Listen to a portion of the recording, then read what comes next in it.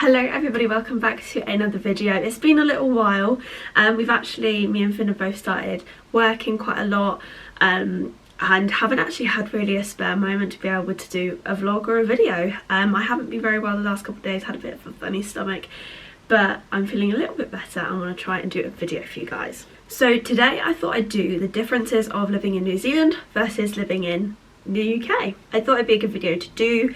We've been living in New Zealand now for about 3 months and I think I kind of now know the main differences. So that is what we're going to talk about today. I think we should just get straight into it. So let's go.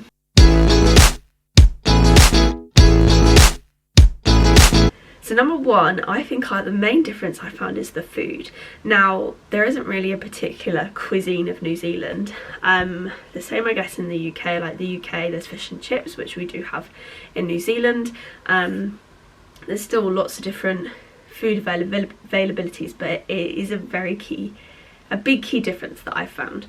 So for example, the prices are higher over in New Zealand for food. That's mainly because of importation, but also they pay their farmers quite well.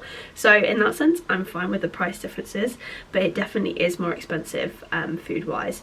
So to give an example, celery is actually so expensive, like fresh produce. So celery at home, you'd be able to get a pack of celery sticks for probably like 99p or something at home, but in here you can only buy whole celery, which is fine, but I wish I could just buy a small bag of celery sticks.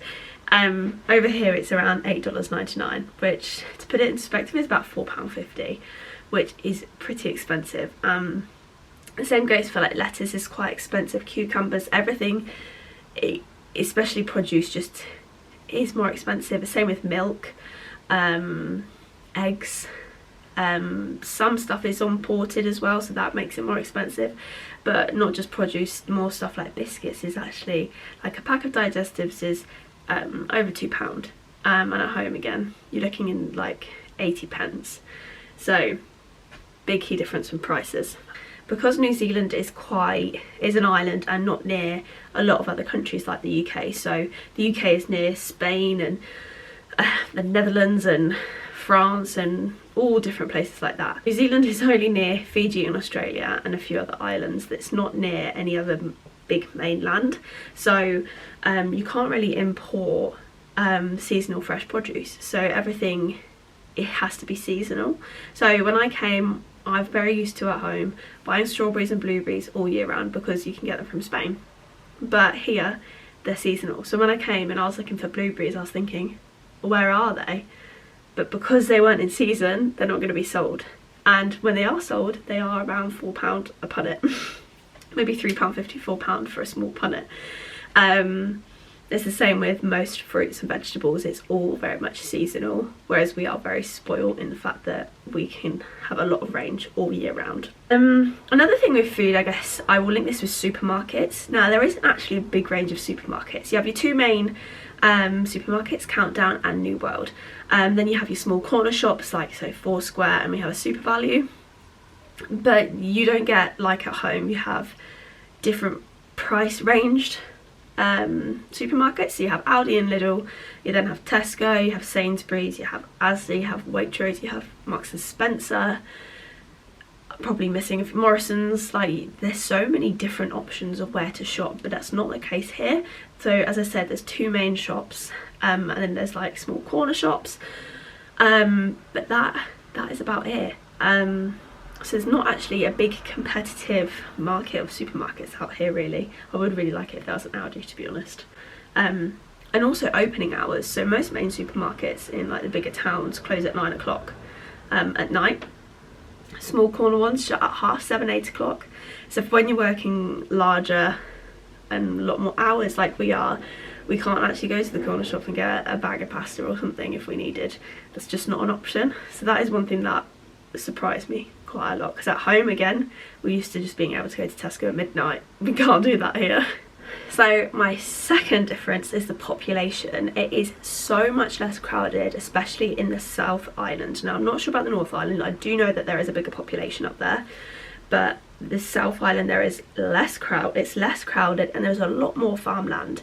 So for example, I will go to our local, our biggest supermarket in the closest town, and you won't pass through a village or another town, and it is one long straight road, but you don't pass many people, there's not many traffic, not many cars. It's completely different to at home. At home it's much more populated and much more obviously populated. Number 3 is the weather. Weather is very different here. It's going to be, we're halfway across the world. It's similar in some senses, but it's just on a much more extreme scale. So just to give you an idea for the last week, so we're kind of in summer now over here in New Zealand. Now the first few days of the week it will be sunny, 25 degrees, really hot, and then it will be pouring it down with rain for 2 days straight, 17 degrees or so, and then again super extreme hot.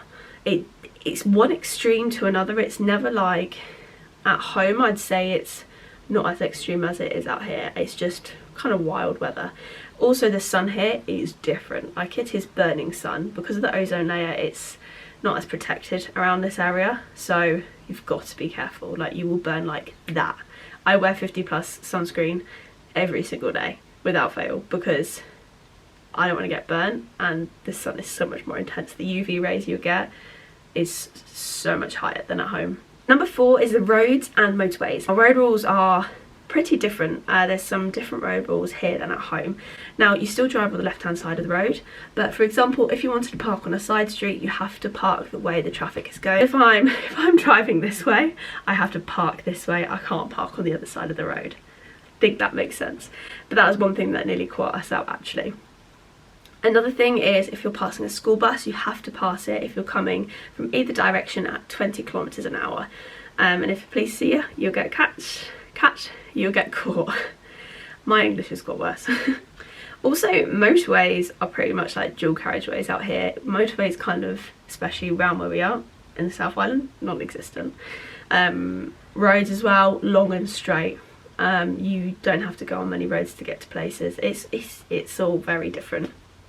There's also track roads, which are kind of our equivalent of country roads, but they're all on like gravel.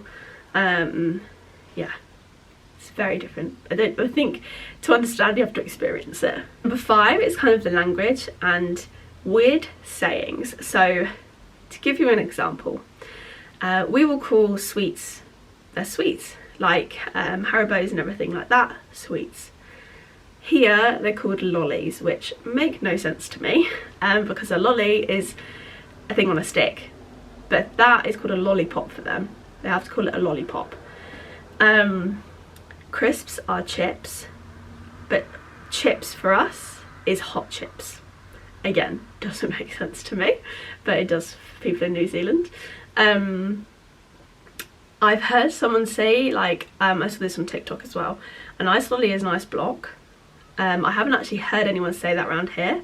All I've seen is popsicle, so I'm guessing it's like an ice block popsicle. Flip-flops are jandals. Sliders are called scuffs for some Kiwis. That's just to name a few. I probably could do a whole video. But yeah, some things we've had to figure out because we didn't know what they were saying. There's some weird sayings that are said out here. So those are 5 differences of living in New Zealand versus the UK. I hope you enjoyed this video. It's a little bit of a different one. If you did, give it a massive thumbs up. Make sure you subscribe down below and comment if you do want to see any more of these types of videos, or just any videos you'd like to see. Apart from that, I will see you in my next video. Bye guys.